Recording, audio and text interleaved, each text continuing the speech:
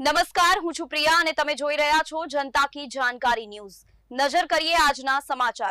વાવથરા જિલ્લાના ધરણીધરના રાછેડા distributor canal ઉપર અલગ અલગ 4-5 જગ્યા પર ગાબડા। કેનાલો ખખડધજ જોતા લાગ્યું કે અધિકારીઓ ઓફિસ બહાર નીકળતા નથી। આછુઆ ગામની સીમમાંથી પસાર થતી કેનાલમાં અનેક જગ્યાએ ગાબડા। કેનાલ પર અલગ અલગ જગ્યાએ ગાબડા હોવા છતાં છોડાયું છે પાણી। તાત્કાલિક ધોરણે કેનાલ રિપેરિંગ કરવામાં આવે તેવી માંગ ઉઠી।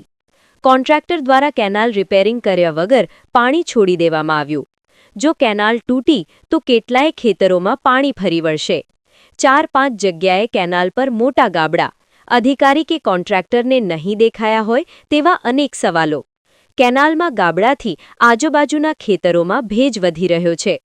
રાછેડા ડિસ્ટ્રી કેનાલથી માઇનોર અને સબમાઇનોર કેનાલ બે જવાબદાર।